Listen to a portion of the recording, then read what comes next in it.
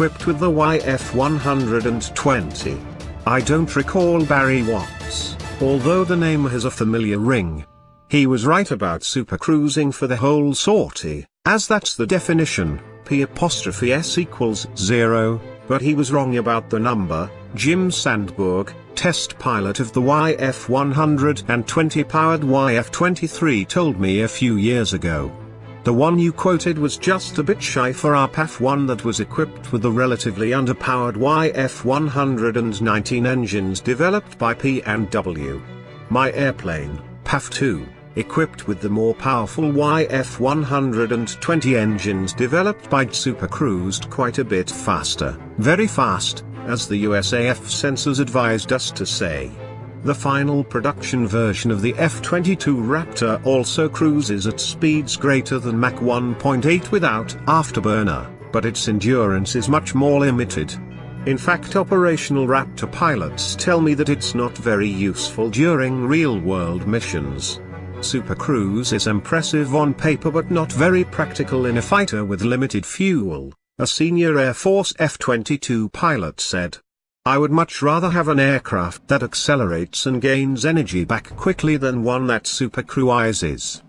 The YF-23, contrary to popular belief, did not have an overall top speed that was any faster than the YF-22. Both jets were limited to an aerodynamic max speed of about Mach 2.2 as a result of their fixed ramp external compression inlets. In fact, operational F-22 Raptors are redlined at exactly Mach 2.0 with an artificial placard because the aircraft's stealth coating are prone to delamination if the jet went any faster, particularly around the canopy. The Northrop design also had better range compared to the YF-22, and was arguably a stealthier design. But why did the YF-23 get beat by the Raptor? On the surface, the decision to go ahead with the YF-22 might seem like a vote in favor of a more conservative design since both jets grossly more than exceeded the Air Force's requirements. But there was much more to the Air Force's decision than aircraft performance. Three major factors played in Lockheed's favor. This being Washington, politics matter. Northrop and partner McDonnell Douglas had antagonized the Air Force and Pentagon leadership with their performance on the B-2 bomber and A-12 naval strike aircraft, Watts explained. The second factor was the U.S. Navy. Even though the service had dropped out of the ATF program, the U.S. Navy still had a vote on which aircraft would be selected.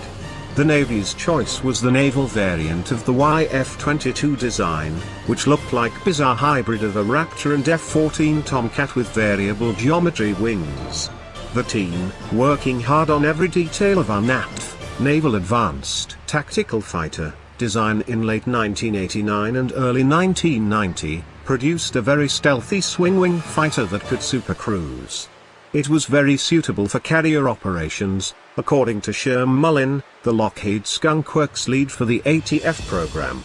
The Navy still got a vote in the ATF competition, and, as we found out later for certain, it cast it for our F-22 team. The Navy was not fond of the naval derivative of the YF-23, which had a canard configuration the service found less than appealing. In fact, because the Navy's reaction was so favorable, Lockheed later pitched a modified version of its NATF proposal for the ill-fated FX project that the Navy was ultimately forced to cancel in favor of the Joint Strike Fighter program. Some Navy officials are bitter about that fact to this day. The third major factor was that while Northrop adhered strictly to the requirements, Lockheed had the foresight to engage Tactical Air Command, and its successor Air Combat Command, ACC, on what the Air Force actually wanted. While theoretically the YF-23's combination of sheer speed, altitude and stealth should have carried the day, ACC operators had not fully bought into the fact that stealth would actually work.